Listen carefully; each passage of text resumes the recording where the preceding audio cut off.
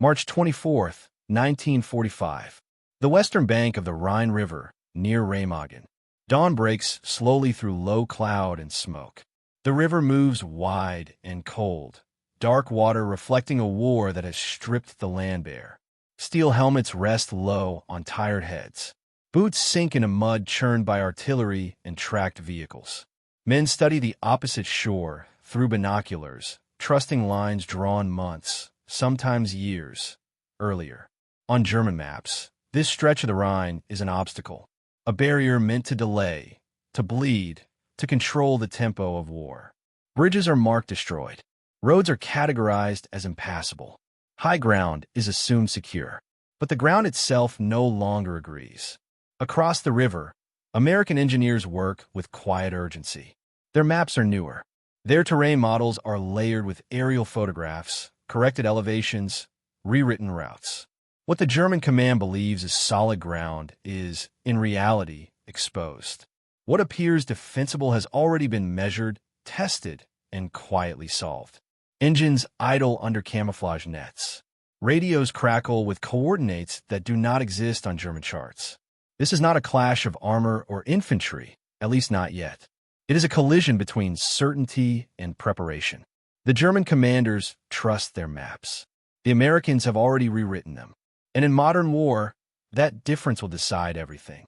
To understand why German commanders trusted their maps so completely, it is necessary to step back, before Remagen, before Normandy, before the Allies ever stood on the western edge of the Reich, and examine how Germany prepared for war in the first place.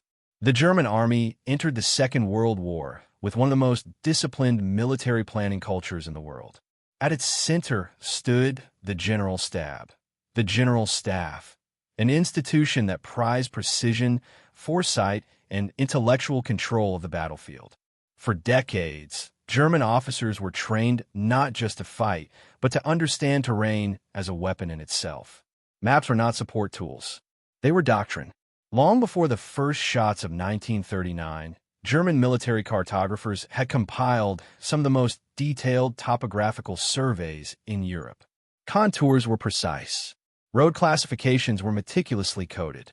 Bridges, forests, rivers, rail lines. Every feature was categorized by how it would behave under fire, weight, and movement.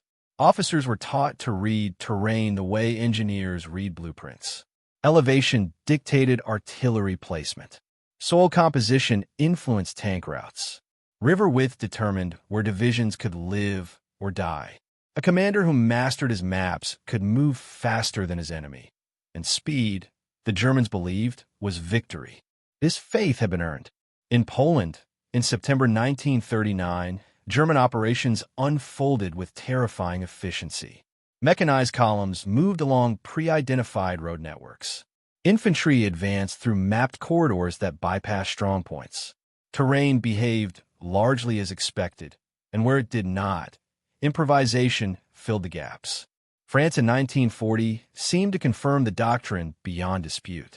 The German High Command committed its armored spearheads through the Ardennes, a region many Allied planners believed impassable to large forces. German maps, combined with engineering assessments, said otherwise. The gamble paid off. That success burned itself into institutional memory. From that point forward, German operational planning leaned even more heavily on cartographic certainty. Maps were updated, but not constantly reimagined. The assumption remained that terrain was fundamentally static. Rivers flowed where they had always flowed. Roads bore roughly the same loads. Urban areas expanded slowly, predictably. Even during the brutal years on the Eastern Front, this mindset endured. The environment was hostile, distances immense, but the belief in map-based control persisted. When German advances failed in Russia, blame fell on weather, logistics, and manpower, not on the underlying concept of terrain mastery. By the time Allied bombers darkened the skies over Western Europe, German headquarters still viewed maps as reliable anchors in a chaotic war. They were often right, until they weren't. The war in the West began to change faster than German doctrine could absorb. Allied air power reshaped landscapes. Bombing altered road networks. Flooded fields turned solid ground into traps. Destroyed bridges were rebuilt, sometimes differently than before. Yet German operational planning continued to rely on inherited data sets, pre-war surveys, and assumptions formed in earlier campaigns. Maps were revised, but selectively. Local commanders made annotations. Engineers reported changes. But there was no wholesale transformation in how terrain information was gathered or updated under combat conditions. Meanwhile, the war itself was becoming a war of information. By late 1943, German commanders in the West were increasingly fighting not just Allied divisions, but Allied knowledge. And this knowledge was built on a radically different approach to understanding the ground. The German way of war had always sought control through certainty. But certainty depends on static truth. The Allies were learning to rewrite truth itself. That difference, subtle at first, would soon become decisive. By the time American forces began arriving in large numbers in Britain, the war had already taught the Allies a painful lesson. Maps alone did not win battles. The British had learned this the hard way in 1940, when perfectly reasonable plans collapsed against a faster, better prepared enemy. Survival forced adaptation, and adaptation began with information. From the earliest days of the war, British intelligence had moved beyond traditional cartography. Defeat in France exposed the danger of relying on assumptions. Terrain that looked defensible on paper failed under pressure. Roads became death traps. Rivers became highways for an enemy who understood them better. The response was methodical, quiet, and revolutionary. The British established specialized units dedicated to terrain intelligence. Aerial reconnaissance squadrons expanded rapidly, flying systematic photographic missions over occupied Europe. Images were not collected for curiosity. They were analyzed, measured, compared, and layered over existing maps. This was not simply about seeing the battlefield. It was about redefining it. Photogrammetry, using overlapping photographs to calculate elevation, slope, and distance, became a core intelligence discipline. What once required years of ground surveying could now be accomplished in weeks from the air. Subtle changes in terrain were detected. New roads, reinforced embankments, artificial obstacles hidden beneath foliage. Nothing remained assumed. By 1942, British intelligence organizations like the Central Interpretation Unit were producing terrain reports that read more like engineering manuals than traditional maps. Every potential landing site, bridge approach, and road junction was analyzed for load capacity, drainage, and exposure to fire. When the United States entered the war, it inherited this evolving doctrine and expanded it. American industrial scale transformed Allied intelligence work. New reconnaissance aircraft extended range and altitude. Cameras improved in resolution and reliability. Analysts multiplied. Terrain intelligence became a factory process. In preparation for operations in North Africa, Italy, and eventually France, Allied planners no longer asked whether a route existed. They asked whether it could support tanks after rain, whether its shoulders would collapse under tracked vehicles, whether nearby fields could conceal assembly areas. The land itself was interrogated. Perhaps most importantly, the Allies stopped treating maps as final products. They became living documents. Aerial photographs were continuously compared against previous runs. Changes were flagged, dated, and evaluated. A destroyed bridge was not just marked as gone. It was studied to see how long replacement would take, what materials were available, and whether temporary crossings could be built. In some cases, Allied intelligence deliberately allowed German assumptions to persist. If a road was repaired but not obvious from the air, it was sometimes left unadvertised. If terrain appeared worse than it truly was, that illusion could be preserved. Information warfare was not just about accuracy, it was about control. By the time planning began in earnest for the invasion of Western Europe, Allied commanders possessed terrain knowledge that often exceeded that of the defenders. German officers walked on ground their maps described. Allied planners studied ground their cameras had already measured. The difference mattered, because when armies move, they do not move through abstractions. They move through mud, water, steel, and stone. And the side that understands those realities first decides where battles are even possible. By early 1944, the Western Front was no longer defined solely by divisions and fortifications. It was defined by competing versions of reality, drawn on paper, tested from the air, and quietly rewritten long before the first soldier crossed a river or beach. Those rewritten maps would soon be put to the test. Far from the front lines, the rewriting of the battlefield was carried out by people few soldiers would ever meet. They were analysts, surveyors, pilots, engineers, men and women who studied photographs instead of firing rifles. Their war was fought with rulers, stereoscopes, and light tables. In Britain, long rooms were filled with overlapping aerial images. Photographs taken days apart were placed side by side, then layered in 3 dimensions. From slight shifts in shadow and angle, analysts calculated elevation changes measured in feet and sometimes inches. A hedgerow was not just vegetation. It was height, thickness, root depth. A road was not just a line. It was gravel composition, drainage, shoulder strength.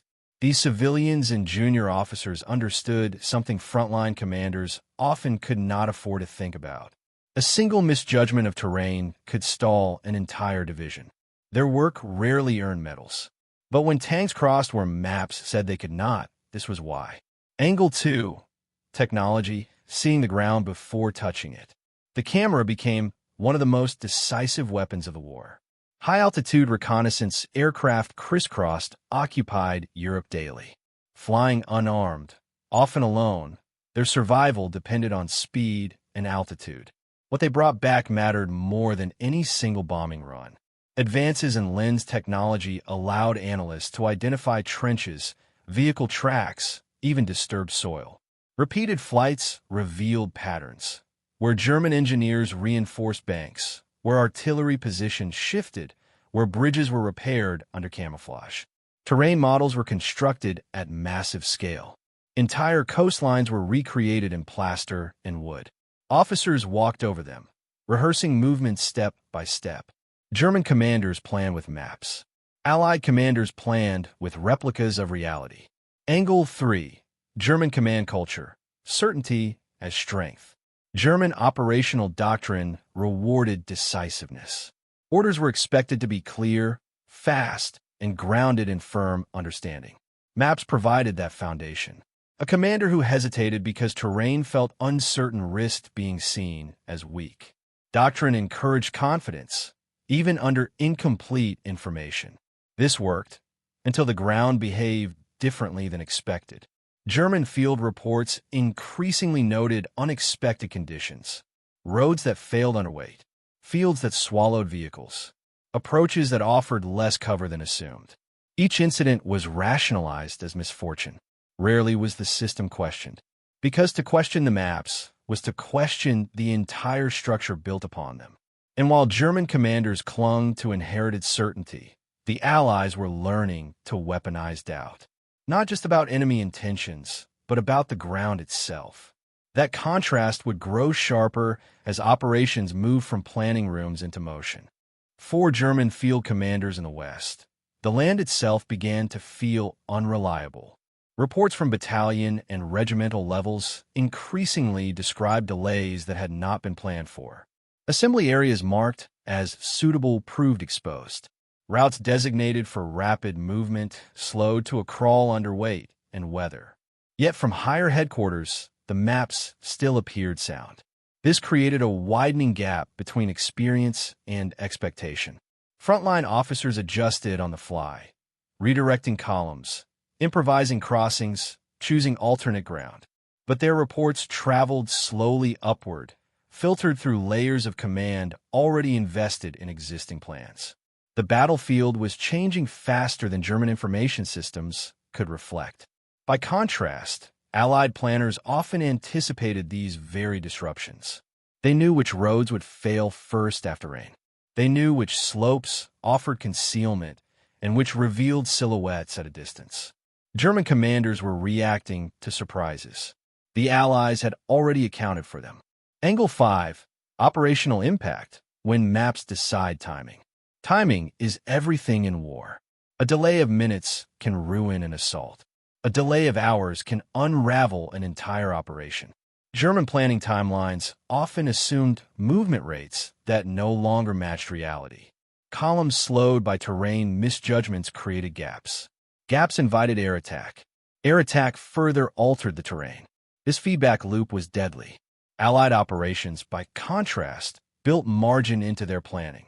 Routes were chosen not just for speed, but for reliability under stress. Alternate paths were pre-identified and rehearsed. What appeared cautious was, in fact, ruthless efficiency.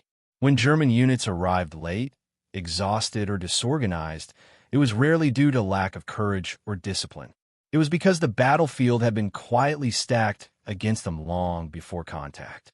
Angle 6, the psychological dimension, certainty versus adaptability. There is comfort in believing the world is fixed. Maps offer that comfort. Lines do not change. Symbols remain stable. But war punishes certainty. Allied doctrine increasingly embraced uncertainty as a planning principle. Assumptions were tested, revised, and discarded. Plans were layered with contingencies. German doctrine prized clarity and decisiveness, but clarity based on outdated truth becomes blindness. By 1944, this difference had become systemic. One side moved through terrain it had already questioned. The other moved through terrain it believed it already knew. The collision was inevitable, and it would reach its decisive moment when German forces attempted to respond to Allied breakthroughs, only to discover that the ground beneath them no longer matched the war they had prepared for. June 6, 1944. Normandy, northern France. Before dawn, the coastline lay under a low, shifting sky. The tide pulled back slowly, exposing wide stretches of sand, darkened by moisture and shadow. From the sea, the land appeared calm, almost ordinary. German maps described this coast in precise terms. Beach gradients were categorized. Exit roads were marked. Flooded lowlands were noted as natural barriers. But those descriptions were already obsolete. Allied reconnaissance aircraft had photographed this coastline for months. Every tidal variation was recorded. Every obstacle measured. Beach firmness was tested indirectly through shadow length and vehicle tracks left by German patrols. By the time the first landing craft touched sand, American planners knew which sections would support tanks within minutes, and which would trap them. German commanders did not. At Omaha Beach, assumptions collapsed almost immediately. Areas believed to offer cover exposed advancing infantry. Draws marked as navigable became choke points under fire. Positions thought secure were flanked through routes underestimated on German charts. Yet the most damaging impact unfolded away from the beaches. As reports reached German headquarters, commanders attempted to interpret them through the lens of their maps. Counterattacks were ordered along routes assumed to be intact. Units were dispatched based on estimated travel times that no longer applied. Destroyed bridges slowed movements more than expected. Roads under aerial bombardment degraded faster than predicted. Fields marked as firm became impassable after vehicle traffic and shelling. German reserves moved, but too slowly. Meanwhile, Allied forces expanded inland along corridors they had already rehearsed in detail. Engineers crossed streams and hedgerows at pre-identified weak points. Temporary bridges appeared where German maps showed obstacles. The terrain was behaving exactly as Allied planners expected. For German field commanders, the sensation was deeply unsettling. Orders made sense on paper. Execution failed on the ground. This was not confusion born of chaos. It was confusion born of misplaced certainty. And as the beachhead solidified, the consequences began to compound. The moment had arrived when German commanders were no longer reacting to Allied movements, but to a battlefield they no longer understood. That realization would deepen as the fighting pushed further inland, where maps mattered even more. By the second week of June 1944, the German command in the West faced a crisis that could not be solved with reinforcements alone. The front was fluid. American, British, and Canadian units pressed outward from Normandy, not in a single thrust, but through dozens of localized advances, each one calculated against terrain the Allies already understood. German countermeasures depended on speed. Panzer divisions were meant to strike Allied spearheads before they could consolidate. But speed required certainty, and certainty was gone. Orders issued from higher headquarters still referenced familiar place names, road numbers, and terrain features. But on the ground, those references no longer matched reality. A road marked as secondary but usable collapsed under armor. Another, thought too narrow, proved capable of sustaining sustained traffic. Hedgerows, drawn as minor obstacles, became fortress walls that neutralized German maneuver doctrine. American units had trained specifically for this environment. Bulldozers were modified to cut through embankments. Routes through the bocage were planned in advance, not discovered under fire. German units, by contrast, encountered the hedgerows as surprises. Maps showed fields. Reality showed barriers. As weeks passed, the situation worsened. When Allied air power severed transportation networks, German commanders relied even more heavily on maps to reroute forces. But rerouting only worked if the alternate routes behaved as expected. They didn't.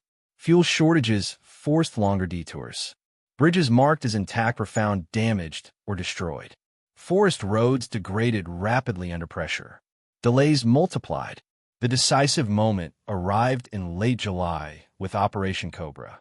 American forces concentrated air power and ground units along carefully selected corridors west of St. Lo. Those corridors were chosen not for appearance, but for soil composition, drainage, and load-bearing capacity. When the bombardment ended, American armor surged forward through terrain German planners had not considered viable for rapid exploitation. German defensive plans unraveled in hours. Units attempted to reposition, only to discover that their movement tables were meaningless. Commanders lost contact. Columns jammed. Opportunities closed before they could be recognized. This was not a failure of bravery or discipline. It was a failure of information. German commanders were fighting a war defined by maps that described a battlefield that no longer existed. By August, the collapse in Normandy forced a retreat toward the Seine. Once again, movement depended on terrain, and once again, Allied intelligence stayed ahead. The same pattern repeated later that year in the Ardennes, and again in early 1945 along the Rhine. At Remagen, when American forces seized the Ludendorff Bridge intact, German assumptions about destruction timelines and terrain control collapsed in a single day. The bridge was not supposed to be usable. The map said so. Reality disagreed. And with that disagreement, the last illusion of control vanished.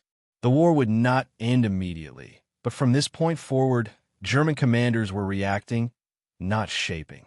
The consequences of that shift would echo far beyond the battlefield. The collapse of German expectations did not announce itself with a single order or declaration. It unfolded through accumulated failures, small at first, then irreversible. By late summer 1944, German units retreating from Normandy reported the same pattern again and again. Routes selected for withdrawal became congested or impassable. Bridges expected to support traffic collapsed under weight or air attack. Secondary roads disintegrated after sustained movement. The maps had promised options. The ground removed them. Entire formations were delayed, not by enemy fire, but by terrain that behaved differently than predicted. These delays were deadly. Allied air forces, guided by up-to-date intelligence, exploited predictable choke points. Columns stalled on roads believed safe were struck repeatedly. Withdrawal turned into attrition. German after-action reports increasingly referenced unexpected terrain difficulties. But by the time those reports reached higher command, the damage was already done. The loss of operational mobility proved catastrophic. In warfare, mobility preserves choice. Without it, commanders are forced into reactions they cannot control. American forces, by contrast, expanded their advantage. Engineers moved with frontline units, repairing roads and constructing bridges along pre-identified locations. Temporary crossings appeared overnight in places German planners had not considered viable. At Remagen in March 1945, this imbalance reached its starkest expression. German doctrine assumed that the Rhine crossings would be destroyed in time. Maps reflected that assumption. Demolition plans were based on timelines that had not accounted for Allied speed or Allied understanding of the terrain. When American units reached the Ludendorff Bridge, it still stood. German attempts to destroy it failed. Within hours, American engineers reinforced the structure and began pushing troops across. The psychological impact was immediate. The Rhine had been the final natural barrier on German maps. Its breach shattered the last sense of geographic security. From that moment, German command decisions became increasingly defensive and fragmented. Operational planning shrank to crisis management. Numbers tell part of the story. By September 1944, German forces in the West had lost tens of thousands of vehicles, not all to combat, but to abandonment caused by terrain and fuel constraints. Artillery pieces were left behind. Units dissolved under pressure. Allied casualties were real and heavy, but Allied momentum never stopped, because momentum had been planned into the land itself. What had begun as an information advantage had become an irreversible strategic reality, and the consequences were only beginning to unfold. The defeat of German forces in the West cannot be explained solely by numbers, air power, or industrial output. Those factors mattered, but they do not fully explain how rapidly German operational coherence collapsed once Allied forces broke through. The deeper cause lay in the erosion of confidence. For decades, German military culture had been built on the belief that war could be mastered through preparation, discipline, and correct assumptions. Maps symbolized that belief. They represented knowledge fixed in advance. When those maps failed, something fundamental broke. By late 1944, German commanders increasingly questioned not just orders, but the reliability of the information behind them. This uncertainty slowed decision-making. Hesitation crept into planning cycles that had once prized speed. Even bold operations, such as the Ardennes Offensive in December 1944, were affected. German planners again relied on terrain assumptions, forest cover, road capacity, winter conditions, that Allied intelligence had already analyzed in depth. The result was familiar. Initial surprise gave way to logistical strain. Routes failed.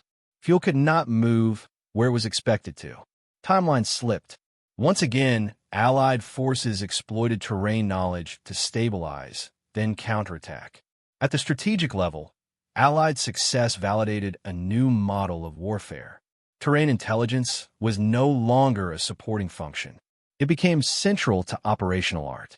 Post-war military analysis repeatedly highlighted this shift. Western armies began to integrate reconnaissance, mapping, engineering, and planning into unified processes. Static maps were replaced by continuously updated intelligence systems. The German experience became a case study, not in incompetence, but in rigidity. A military that had once mastered maneuver warfare had failed to adapt its information culture to a changing battlefield. This lesson extended far beyond World War II. Modern doctrines of networked warfare, real-time intelligence, and dynamic terrain analysis all trace their intellectual lineage to these wartime innovations. The Allies did not simply defeat German forces in the field. They outpaced them in understanding. And in war, understanding decides where power can be applied. By the spring of 1945, German resistance collapsed, not because the will to fight vanished overnight, but because the geographic logic of the war had turned against it. The land itself no longer offered refuge, delay, or advantage. It had been measured, interpreted, and neutralized. All that remained was the end. Maps have always promised certainty. Lines drawn on paper suggest control, command, and understanding. But war is not drawn on paper. It is carved into earth, stone, and water. It is shaped by rain, mud, and the weight of metal rolling across fragile surfaces. And it is defined by knowledge, who holds it, who acts on it first, and who adapts faster than the enemy can react. The story of German commanders trusting their maps while Americans quietly rewrote them illustrates a fundamental truth of modern warfare. Information, is terrain. Control of the ground begins long before boots touch soil. Reconnaissance, measurement, engineering, and analysis can decide victory without a single shot fired. It also shows the danger of certainty. Confidence built on static assumptions can be blinding. Flexibility, curiosity, and preparation for the unexpected are as lethal as artillery or tanks. By the time the Ludendorff Bridge fell into Allied hands, the Germans were not defeated solely by force. They were outpaced by foresight. Every bridge rebuilt, every route cleared, every hedgerow studied and rehearsed contributed to a battlefield already rewritten in favor of those who anticipated it. History, in this case, is not just about battles won or lost. It is about understanding that war is fought as much in the mind and in maps as it is on hills and rivers. The Rhine, the Bocage, the roads of Normandy, they were instruments of strategy long before they became obstacles to men in uniform. And perhaps the final lesson is timeless. The landscape of war is never static, and no commander, no matter how disciplined, brave, or experienced, can rely on yesterday's knowledge to master today's reality. The maps may promise certainty, but reality always has the final say.